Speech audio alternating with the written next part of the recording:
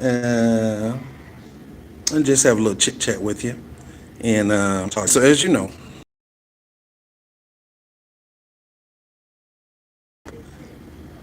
fired one of the greatest employees they have. I'm a good employee. I very I very rarely use my sick time. I used it just in case you try to be slick and fire me. If you look at my vacation time on the job, you'll see 40 hours plus vacation, which means I only go on quick vacations for 4 days on the weekends, uh, once or twice a year.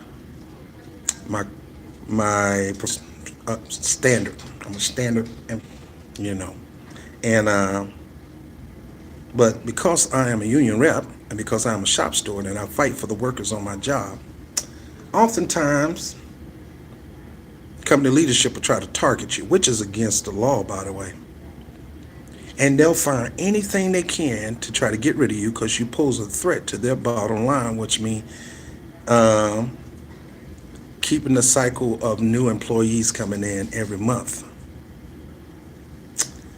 And my company is known for that. And now, don't get me wrong, I'm glad my company is there. And I'm for corporations as long as they don't crap on their workers. And I'm definitely for workforce democracy, and I'm definitely for workers being on the board and fight to make sure the workers get what they deserve because they make a company great. The CEOs don't make the company great. They may be the brains, but the workers are the bronze. And you got to have both in order to have a successful company. You can't do it by yourself. Well, like I said, they fired me, and you want to know why they fired me? They fired me because of train delays. Now, I produce the MTA verification. I shoot video on every train delay, including workers that might be on the train with me, to try to fight for them and say they were with me. When I went to the meeting to try to keep my job, which is the first step, I showed them the videos. I give them the videos. I give them the copy of the train delay verifications, and those fools still fire me. And I'm kind of hot about that because I just moved to New York not too long ago and already been about 6 years on the job. I know it's not 20, but it's been about 6 years. But that's how corporations that don't give a crap about you do. And that's why I'm animately against New York State having these corporations off, I wouldn't say offshore them, but um, you know, giving them over to privatized companies instead of keeping it in house. My operation is under MTA, but it's not ran by MTA. It's managed by a company out of North Carolina. So we had to fight hard to get a contract. They had to make sure they enforce this contract. Like I say, I'm for corporations as long as they don't crap on people. I don't think there's nothing wrong. I think vulture capitalism and crony capitalism is horrible for this country. But there are companies out there that take care of their workers. Obviously, mine is not one. So they don't fire me on that. Now, I am in a union. I'm a shop steward. And it's target shop steward. So they fired me. And, once a week, I'm going to come do these quick chats where it's high as a kite, man. I'm telling you. But I'm not going nowhere. I'm trusting my faith. I have process of wage arbitration, our union here with the state, where the union fight to keep your job. Now I'm pretty confident that I will get my job. I was fired unjustly. It's not my fault the train's late. MTA in New York City are known for having crappy train service. Don't have a car, it's crazy New York City, late. Instead of me being late 10, 15 minutes on the train, I'll be late stuck in traffic. Plus, the insurance and all that kind of stuff is just too much. Bad enough you got high rent, then you got to deal with high insurance on the car. So most people, even wealthy people, take trains in New York City. And me, I'm not at that wealthy point yet, but I do take a train in New York City. And the trains make you late to work. So instead of them doing the right thing and saying, Robert, you're excused, we know this don't happen often, and you already got a couple of latenesses are coming off anyway. We know your work ethic. We know who you are. Well, forget about it. Now they gonna fire me. A person who's been there for over 5 years, they're gonna fire me.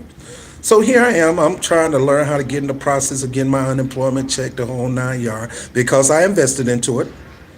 My tax dollars went into my unemployment, not just like my tax dollars going to SNAP or food stamp. My tax dollars going to all these social programs. So when it's my turn, I expect to reap it for a little bit. I don't expect to do it all the time because I'm a workaholic. I work. I'll be up 2, 3, 4 o'clock at night working on the show. At the same time, going out here job searching and everything, which I have to do because it takes time for me to go to arbitration to fight for my job back. Now, here's the deal. I am going to arbitration. I don't have a date yet. The union's going to fight for me, and I believe I'll get my job back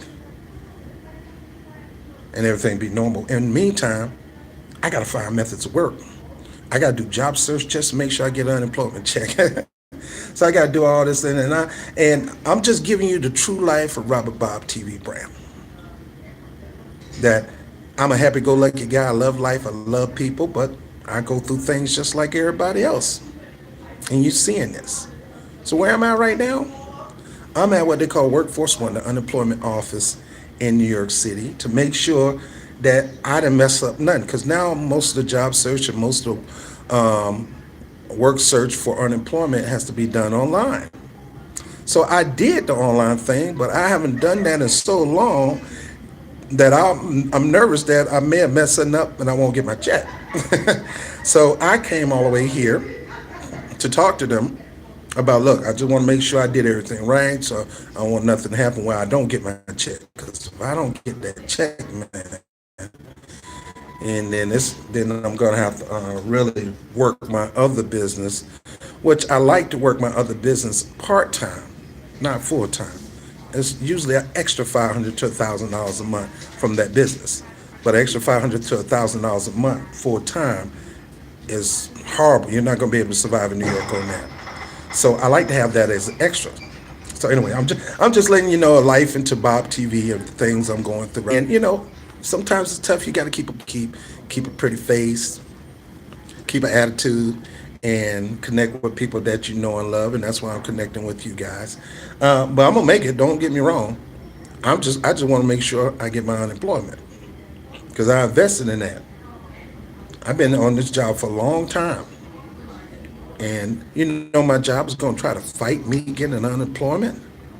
See, that's what I talk about crony capitalism. These fools come in here, get a city of New York with the state of New York, but they're going to treat New Yorkers like crap.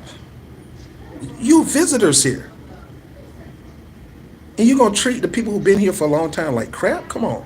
That's why I'm animate about unions. I'm so for unions, it's ridiculous. Like I said, I'm a shop store. I march with unions. I'm part of TWU Local 100 here in New York City, one of the biggest unions in the world for our workers.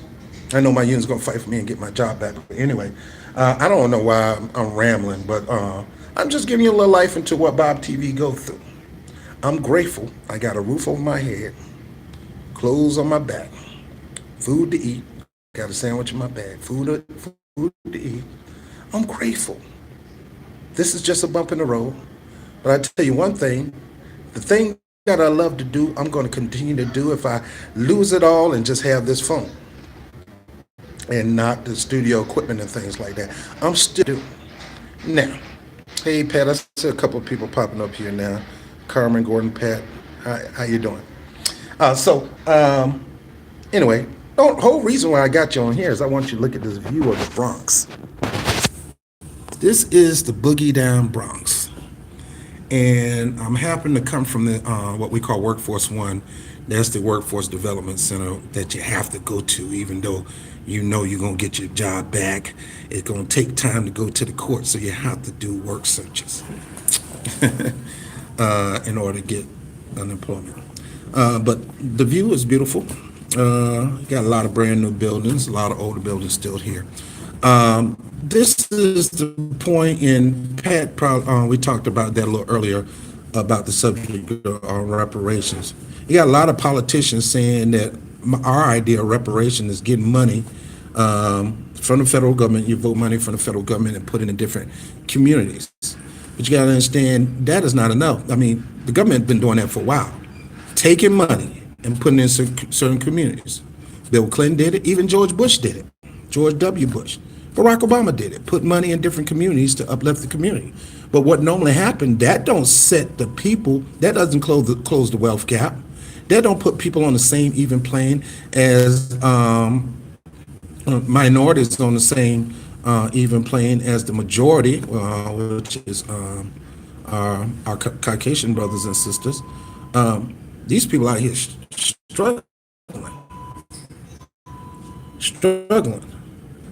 because they don't have the same opportunities. And giving us money is not enough. Putting money into the community is not enough. That just lifts up the community. What normally happens when that happens, Harlem is an example of that. Bronx is starting to go through that. Brooklyn has gone through that. Once we start building up our neighborhood you gave us, then there's different politicians in those areas out once it start looking good and allowing these foreigners to come into the country, buying up the apartments, making them condominiums and kicking the people out or doing whatever they can to run them out of the apartments. No laws to stop them from doing that. And can you imagine that? You've been in your apartment for 20 years and all of a sudden somebody bought up out of leave. Home ownership here in New York City is a killer. You're not owning no homes in New York City. Forget about it. This ain't South Carolina. Yeah, that's in need. That's not bridging the wealth gap. That's just beautifying the community. Providing more jobs, that's not enough either. But I'll go into detail tonight about 12 o'clock on this subject because you got to come a little stronger than that, because you see these places around here have been rented, have been sold to people from overseas, and they're closing down because of automation. They're asking for certain things, and Rod reported